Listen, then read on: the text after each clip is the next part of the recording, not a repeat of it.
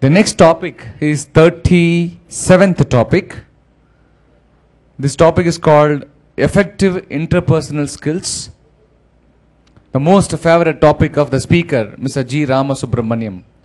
He does interpersonal skills program quite a number of time. He's been doing for a long time. And Mr. G. Ramasubramanian now.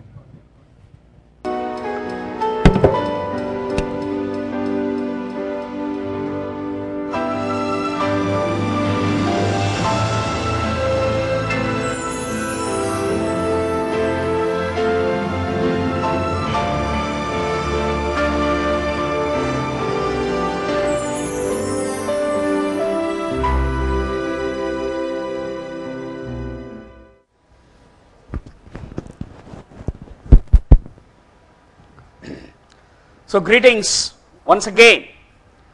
As usual, we'll start with a small activity, right? I would request every one of you to stand up in your places, please. Please stand up.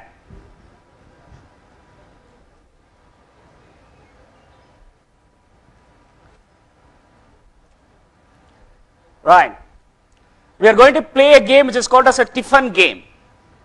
We are going to have some gestures for 5 types of tiffins. First tiffin is idli. Have a gesture for idli. This is a gesture for idli. Have a gesture. This is a gesture for idli. This is a gesture for dosa.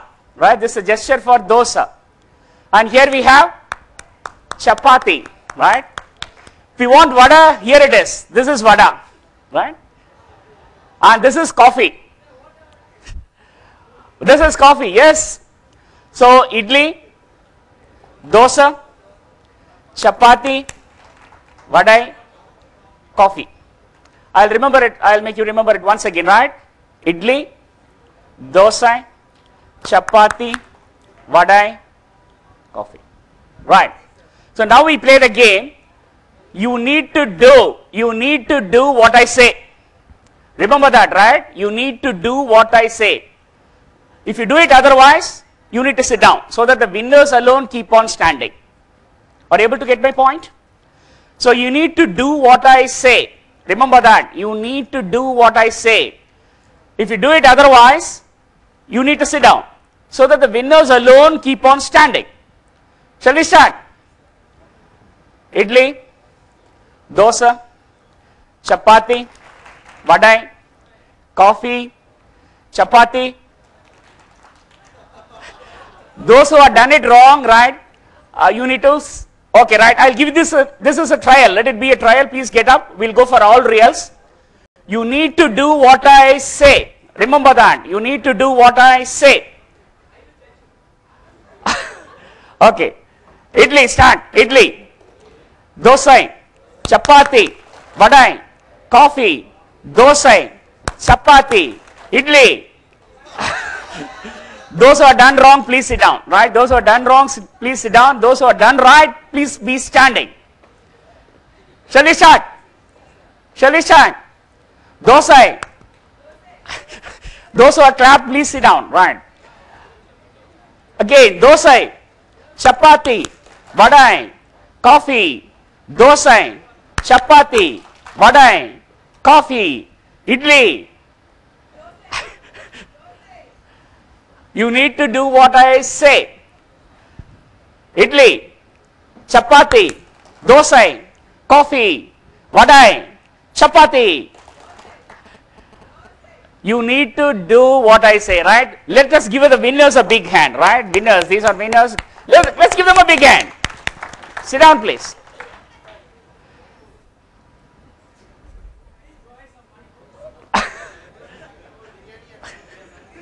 Agree. Okay, what is the most important lesson that could be learned from this activity? I'll give 100 rupees for that guy. Let me first check whether I have that. Yes, I'll give 100 rupees for a very specific answer. The answer should be to the point.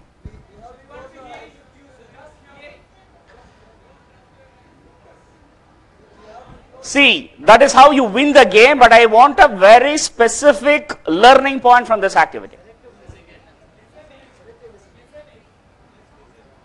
No, Please let it be as specific as possible. That is a very powerful learning concept from this activity which you can learn. What is it?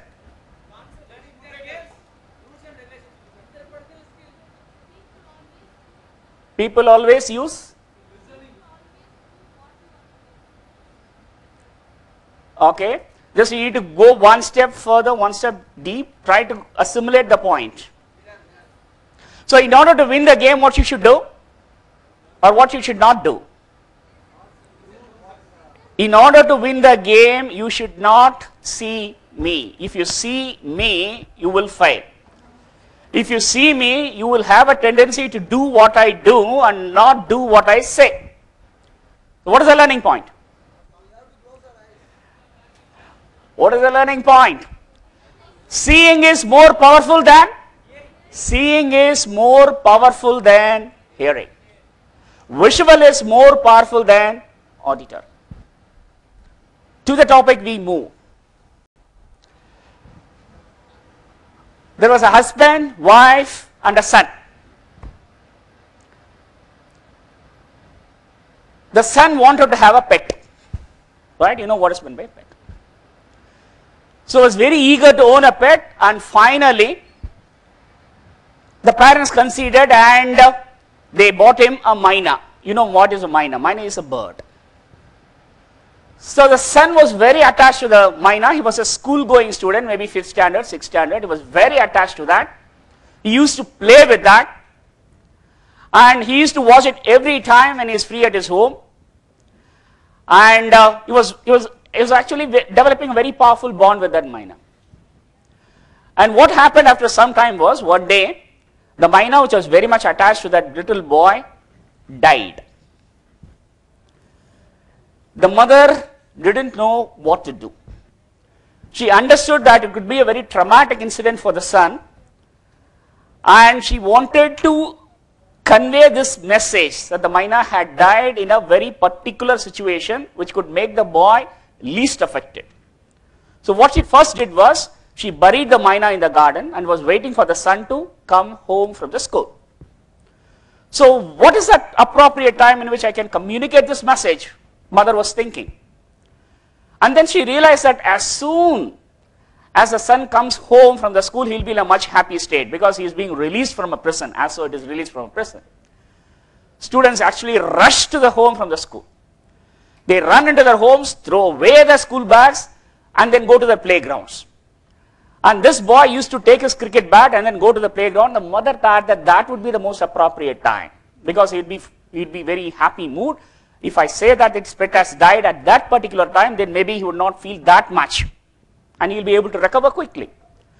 So she was waiting for that particular time, and in came the boy. He opened the doors forcefully, came in, threw the school bag, took the cricket bat and was about to go to the playground. The mother said, "Son, stop 1 minute."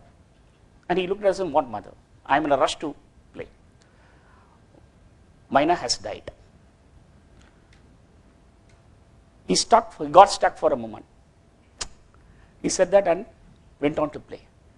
The mother thought, "Oh, what a good psychologist I have become. I have chosen the most appropriate time for communicating the message." He was least affected by it. She was very happy. So the son went, had his dose of cricket, came back to the home and immediately went to the cage in which the bird was kept. The cage was empty. He came to his mother and asked, "Where is the myna?" And the mother said, "I told you that, no? The myna has died." And immediately he simply went to the outpost. He started crying. He started rolling on the floor. He started moving here and there. It became very, very difficult for the mother to control him. Finally, she put him there on a sofa, put some water on him, made him somewhat comfortable, and then asked this question. "I told you the very same thing as soon as he came from the school. And you didn't react at that time. Now, why come you are reacting so much at this time?" And then the son said, when you conveyed the message early, I heard it as Naina.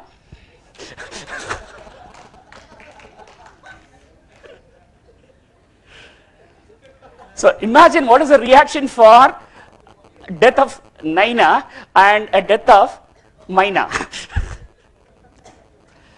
And there is another instant in which a husband and wife were celebrating the 25th marriage anniversary. So as husband was cutting the cake, he started weeping. The wife got excited. Oh, what tears of joy. எவ்வளவு அன்பு என் மேல காதலாகி கசிந்துருகி கண்ணீர் மல்கிறார். What a great thing. Then he asked, darling, why are you crying? And this guy said, earnestly, with all sincerity, he said that 25 years I was working in your father's bank. And I stole some money. Your father found out. And then he gave me two options. Either go to jail for 25 years or marry my daughter. I married you.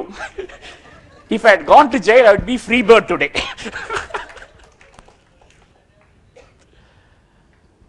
Dear friends, love is all that is there in this world. And love is the building block and the binding block of the interpersonal relationships. But the normal complaint which, as a therapist, as a coach, which I face is this. I love people, but they don't reciprocate the love towards me. I love all the people around me, but I don't find love being reciprocated. That's the most common complaint that comes about. And a lot of research is being done on that. And due to lack of short of time, I would like to summarize by asking this very profound question. Is love a verb or is it a noun? Is love a verb or is it a noun? Pardon? Love, is it a verb or is it a noun? Is it an act or is it a feeling? That's my question. Is love an act or is it a feeling? We think that love is a feeling, but unless and until the love is exhibited as a form of act, it is not recognized. I hope you are able to understand. என்னுடைய இதயத்துல இடம் இருக்குன்னு சொல்லிட்டு போயிட்டே இருக்கலாம் நம்ம. I love you. I have enormous feeling for you in my heart ன்னு சொல்லிட்டு போயிட்டு இருக்கலாம். But where is the heart evidence for that? You can say I love all the people. You can say that. As a sermon you can say that. But where is the evidence? Where is the behavioral evidence for your expression of love? And love can be only recognized in an action form. That is where distinction comes. And Gary Chapman has come out with this profound idea of 5 love languages. I want you to really listen to me. And this could later on help you solve many interpersonal skills, many interpersonal problems, and help you develop interpersonal skills. We need to understand only when love is expressed and it is recognized that the interpersonal relationships will improve. You feel that you express love, but when it is not recognized by the other person, it serves no purpose. So my question is, love being a verb, and when as it is to be expressed in terms of action, what are the 5 different forms in which love could be expressed? I'm sure you will be able to answer because you will be following those things. Maybe as adults, we would have forgotten certain aspects of things, but as at your right age, I feel that you would be very well knowing all the 5 different aspects of how love is being expressed. Can you tell me that? Instead of me saying, could you come out with how the love is expressed through 5 different aspects which are called as 5 love languages? You need to understand that. For you to become an effective manager professionally, and also to be a very caring and effective family member in both aspects at your personal and professional levels, this concept helps. So how do you express love? Pardon? Be there when you are wanted by them. You need to be there for people when they want you. In the sense, you need to invest some portion of your time when they require it, right? Please give a big hand, right? That is one very profound love, which is called as quality time. You need to understand, you can express love by spending time with them, not together time, not a time when the TV is on, but being totally available for the other person and spending quality time with them. That is one love language. When you make yourself totally available for the other person, it significantly shows your love for that person, and that could be very well recognized.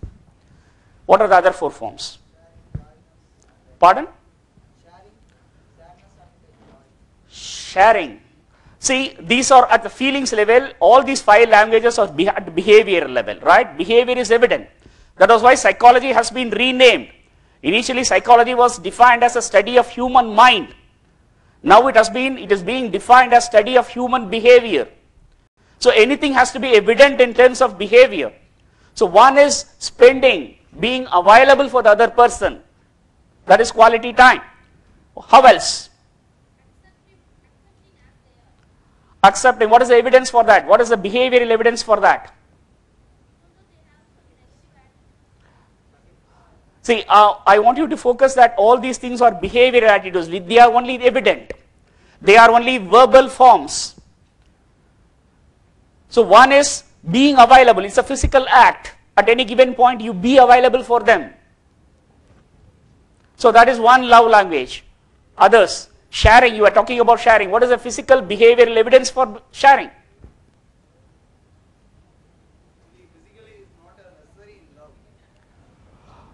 Is it sure? Are you sure? Maybe. Yes, I accept at this age it's a possibility, right? Thinking that it is a possibility.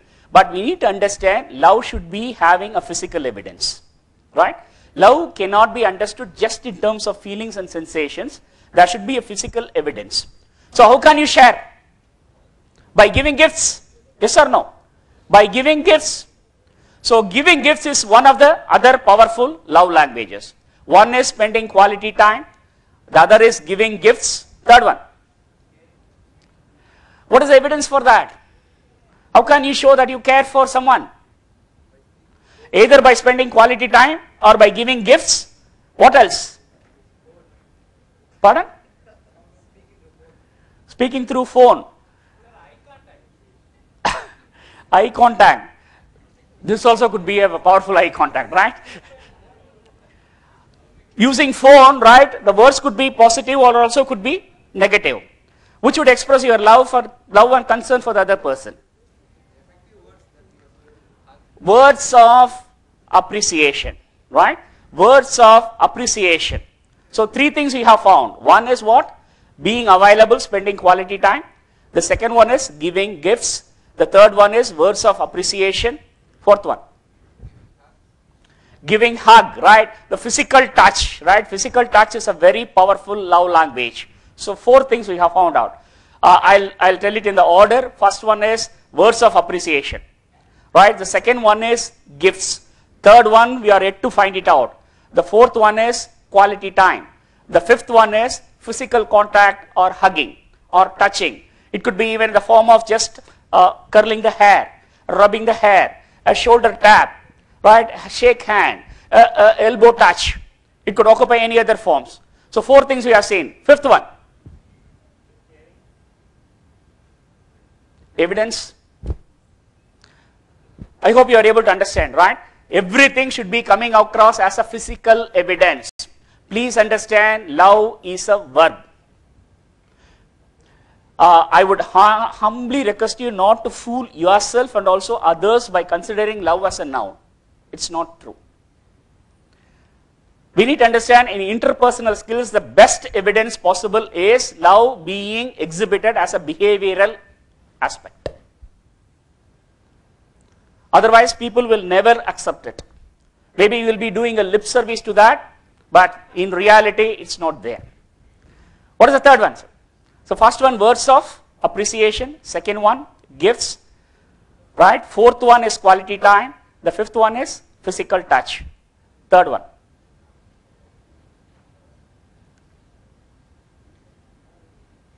Okay. A husband would be very, very happy with his wife, right? If his wife takes care of even small things. Polish his shoes, get his coat ready, get his tie ready, attend to small needs, right? Making him comfortable, anticipating his needs, providing a physical evidence for that, and that is called as acts of service. Are you able to get that? So 5 love languages. The first one is words of appreciation. The second one is gifts. The third one is acts of service. The fourth one is quality time. The fifth one is the physical touch. So these are the only 5 languages through which you can express love. I don't think any other thing apart from these 5 types are there. So you need to understand that although you choose to express love in one particular way, the recipient may choose to receive the love in some other form. Suppose the person whom you are dealing with wants the love to be expressed in one language, but if you don't recognize that, if you start showering him love in other love languages, he may not realize that. I just want you to understand that. For a boss, which would be the best love language?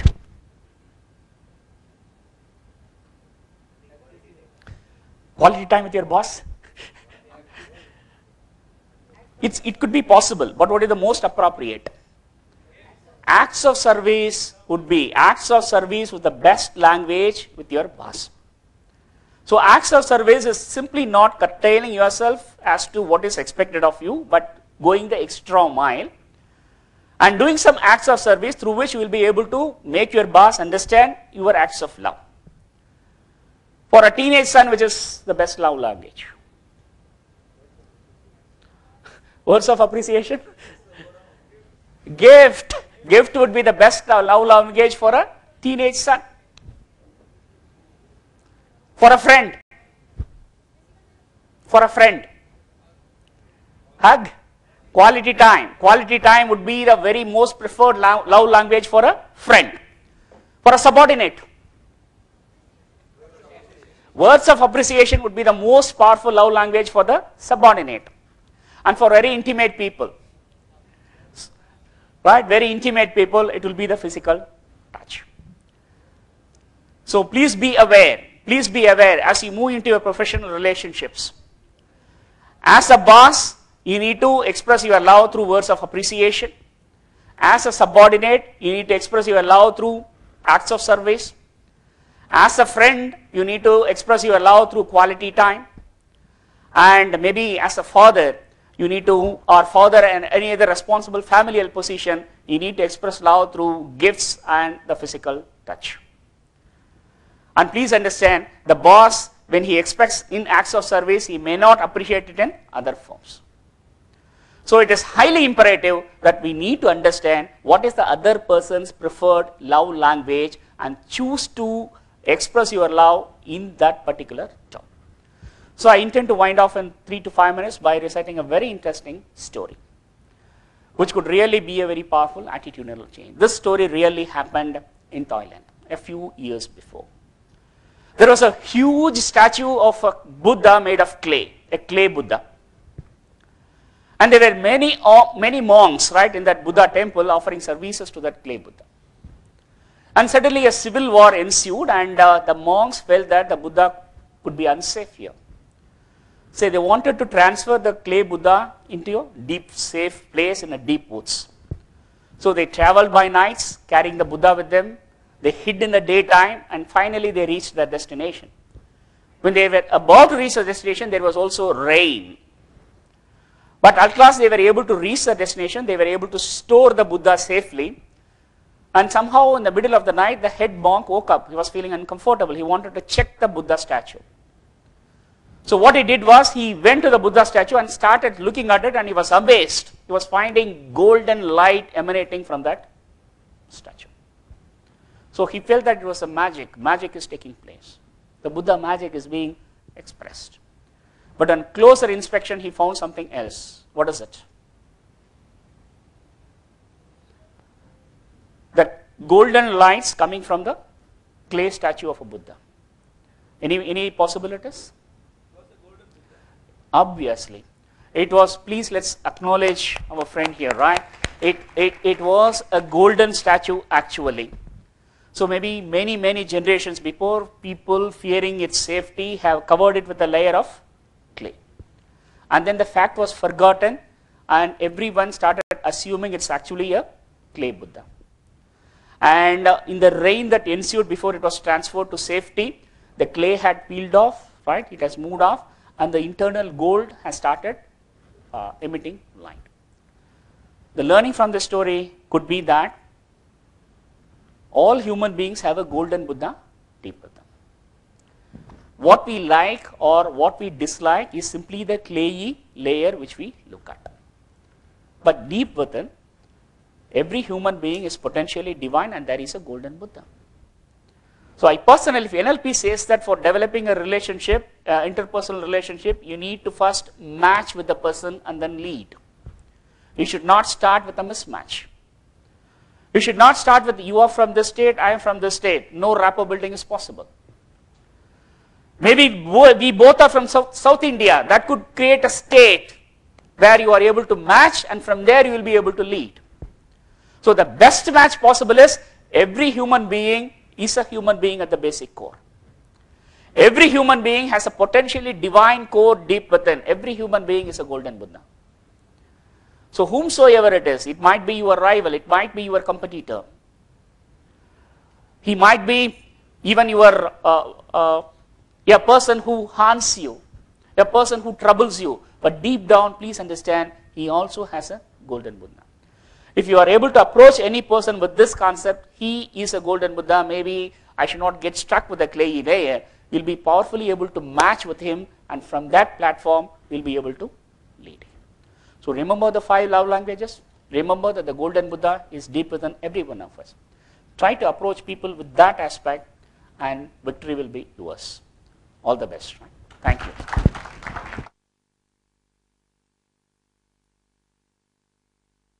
Thank you, Mr. G. Ramasubramanian, on